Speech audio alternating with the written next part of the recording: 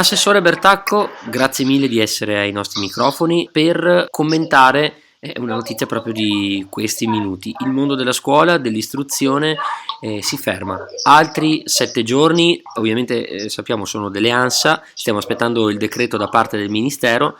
Che lettura possiamo dare di questo provvedimento? La chiusura era stata fatta di una settimana con la speranza che comunque il fenomeno fosse diffuso in diminuzione, e invece soprattutto nelle regioni Lombardia, Emilia e Veneto sono aumentate, quindi è un aspetto precauzionale che sappiamo essere problematico, fastidioso soprattutto per le famiglie che devono comunque di fatto riorganizzarsi la vita perché hanno i bimbi o i ragazzi a casa.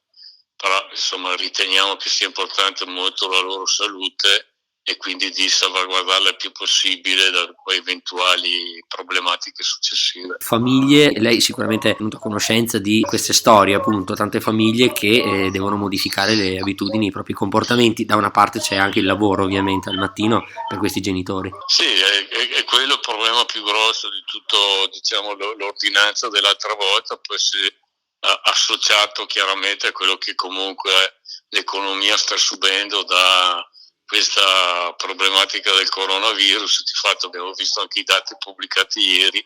In realtà oggi, a parte i supermercati che fanno più 66% di vendite, tutto l'immenso mondo, dai commercianti, tutti coloro comunque che hanno attività anche produttive, purtroppo, perché poi c'è anche la difficoltà di approvvigionamento di materie prime, sono coinvolti in questa cosa. Quindi molte famiglie in questi giorni sono soprattutto rivolti per avere informazioni, per potersi organizzare. Purtroppo il governo da stamattina, fra le tante, nessuno conosce il testo integrale, nel senso che adesso hanno annunciato, ma il testo credo che lo diffonderanno, quello dove definitivo penso in serata, domani mattina addirittura, anche perché c'è da capire dei provvedimenti restrittivi dell'altra volta, se per caso ne hanno tolto qualcuno. Abbiamo credo letto tutti indiscrezioni di stampa, ma già certezza di quello che c'è scritto sull'indiscrezione non è ancora arrivata, perché ad esempio parlavano delle riaperture di cinema, ad esempio,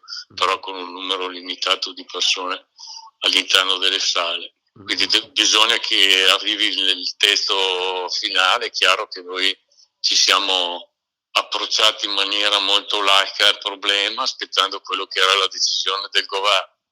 Adesso, dopo pochi minuti, come diceva lei, che è arrivata comunque comunicazione che ci sarà il proseguo per quanto riguarda le scuole di ogni ordine e grado, compresi gli asili nido e le scuole materne, e quindi ripeto, poi ce lo leggeremo con totale attenzione quando ci verrà consegnato il testo, per capire quali sono le norme restrittive che si sono allentate, o seppure è restato tutto invariato come domenica scorsa. Assessore e senatore Bertacco, grazie mille per il suo tempo a Grazie a disposizione. voi Buon e lavoro. buona serata. Grazie.